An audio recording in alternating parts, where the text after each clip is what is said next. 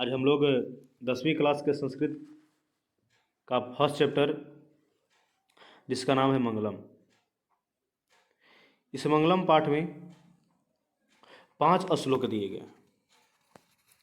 इस मंगलम पाठ में 5 श्लोक अर्थात 5 मंत्र दिया गया है। ये पूछा भी है 2 बार कि मंगलम पाठ में कितने मंत्र हैं, तो बताना है मंगलम पाठ में 5 मंत्र हैं।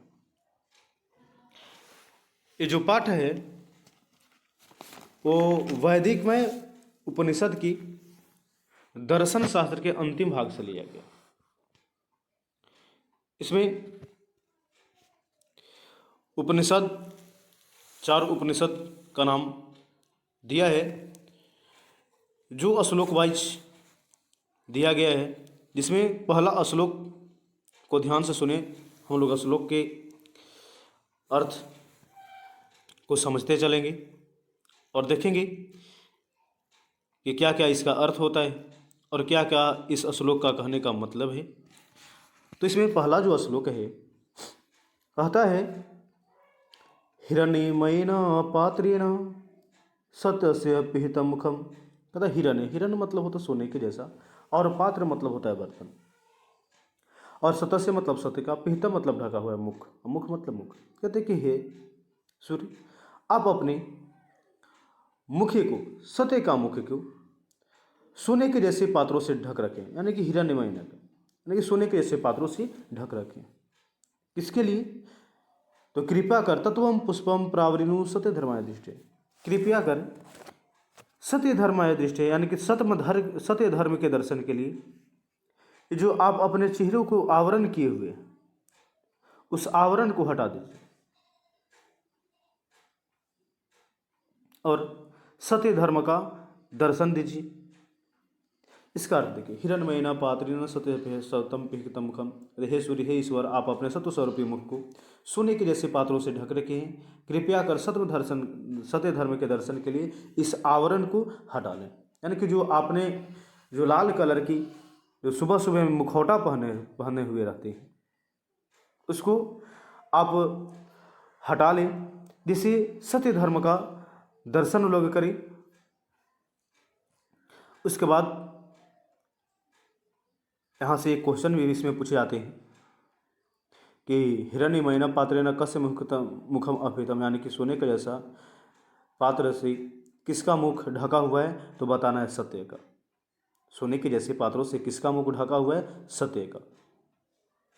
और पूछता है कि सत्य का मुख कैसे पात्रों से ढक रखें, तो हिरण्मयेन, यानी कि सोने के जैसे पात्रों से ढक रखें। चलिए, इसके साथ दूसरा जो श्लोक है वो कहता है क्या? अनूर अनियान।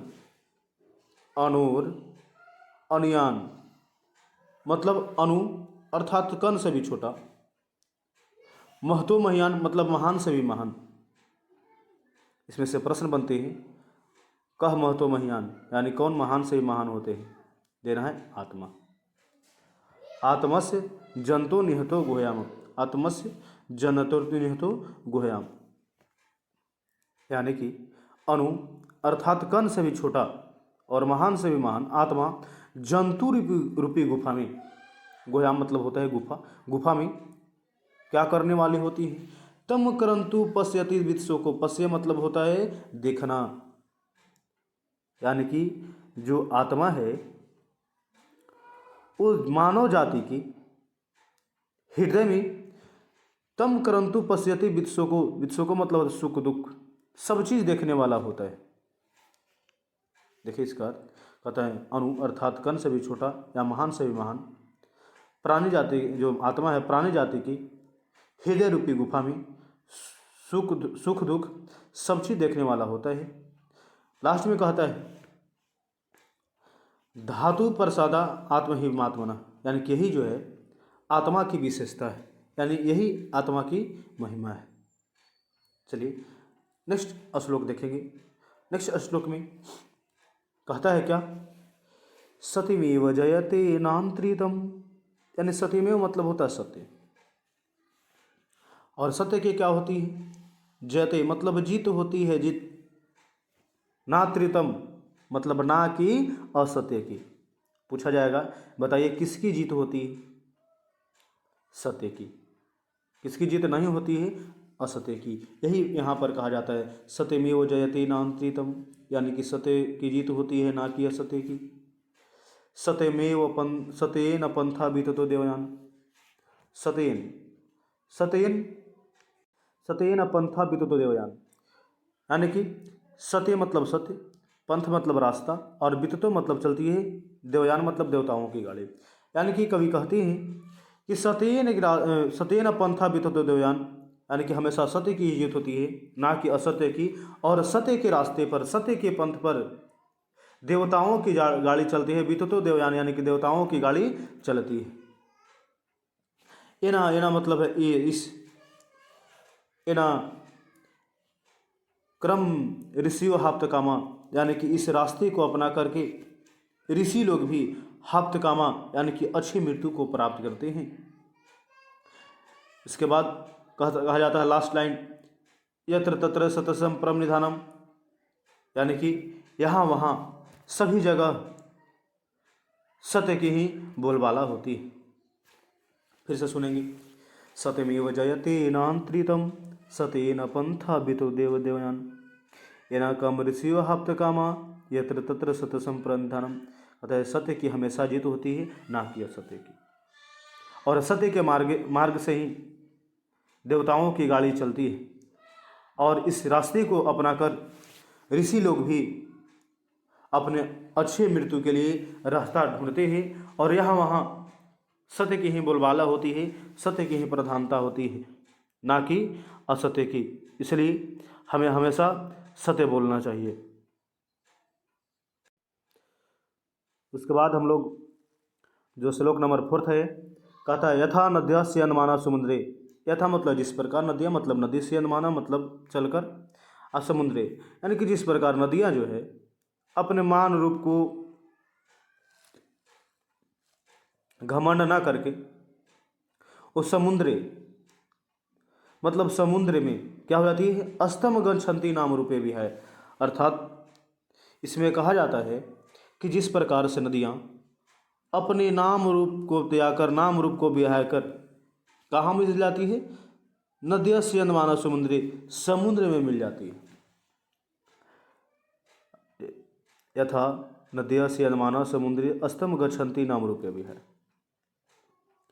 जिस प्रकार से नदियाँ, यथा मतलब जिस पर, नदियाँ मतलब नदी, से अनमाना समुद्री अपने नाम रूप या अपने मान को खो करके समुद्री अस्तम गच्छन्ति नाम रूपे भी है। गच्छन्ति मतलब होता है चलना, या गच्छ मतलब होता है जाना।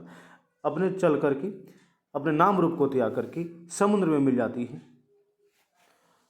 तथा नाम रूपाद विमुक्त, उसी प्रकार जो विद्वान भी व्यक्ति है अपने नाम रूप को त्याग कर अपने धन दौलत का घमंड न करते हुए, प्रातपर्वन पुष्पयति दिव्यम, अपने नाम रूप को त्याग कर अपने धन दौलत का घमंड न करते हुए ईश्वर प्राप्त पुष्पयति दिव्यम, यानी कि ईश्वर को प्राप्त कर लेते हैं।